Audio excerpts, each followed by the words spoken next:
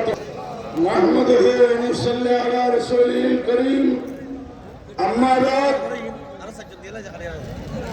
আহলে সুন্নাত ওয়াল জামাত হচ্ছে ইসলামের নির্মূল একমাত্র সঠিক রূপরেখা। আজকে রাজধানীর বুকে সেই আদর্শের অনুসারীদের প্রতিনিধিরা এসেছেন। আজকে এক একজন প্রতিনিধির প্রতিনিধিত্ব করছেন অন্তত কমপক্ষে 10,000 সুন্নি জনতার এক একজন প্রতিনিধি এসেছেন।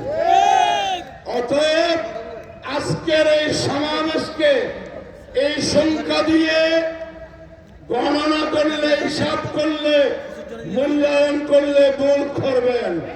আজকে ওই আদর্শের একমাত্র জাতীয় সংগঠন বাংলাদেশ ইসলামী ফ্রন্ট কেন্দ্রীয় পরিষদের আহ্বানে 5 দফা দাবি আদায়ের লক্ষ্যে আয়োজিত মহাসমাবেশের সম্মানিত সভাপতি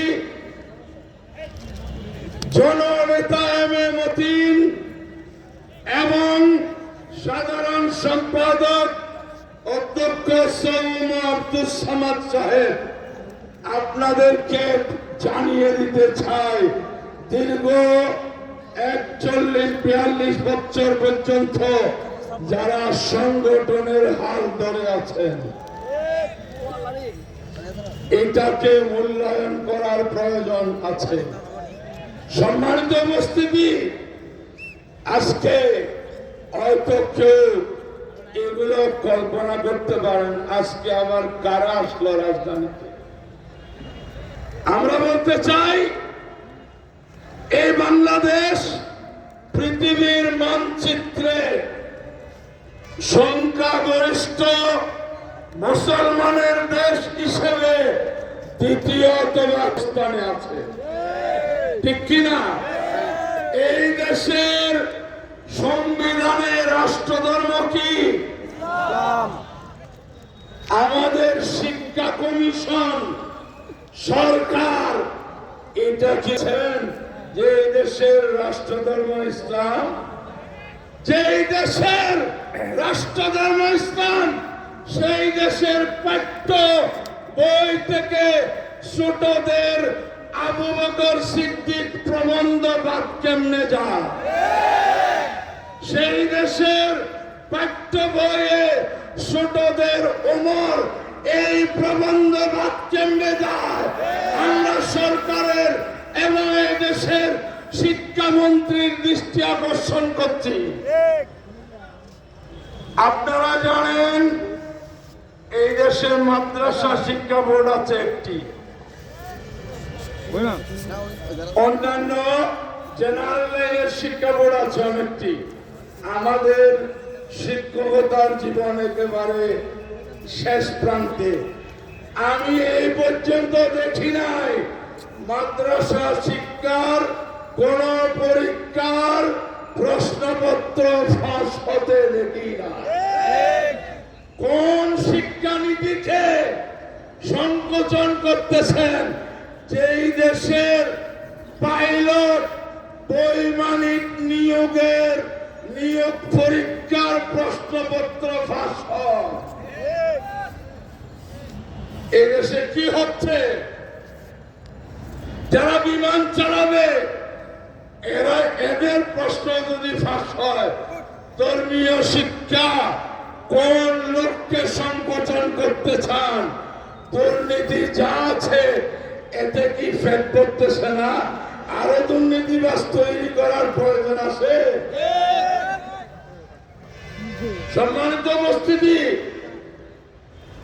আমরা জানিয়ে দিতে চাই, এই দেশে আপনি শিক্ষা মাদ্রাসা শিক্ষার সংকোচন করছেন, ধর্মীয় শিক্ষার পরীক্ষাকে ঐচ্ছিক করতেছেন কোন নিয়তে? এটা একটু পরিষ্কার করুন। ছাত্ররা কোন পরীক্ষাকে যখন আপনি ঐচ্ছিক করে দেবেন। এটা কি ধর্মীয় শিক্ষাকে উৎসাহিত করা না অনুৎসাহিত করা? অনুৎসাহিত করে এই দেশে কেউ টিকতে পারবে না।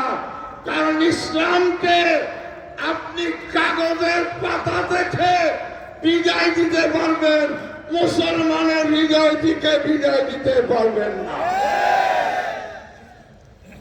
আমি সেজন্য শিক্ষা ব্যবস্থায় ধর্মীয় শিক্ষাকে আরো সমৃদ্ধ করার জোর দাবি জানাচ্ছি।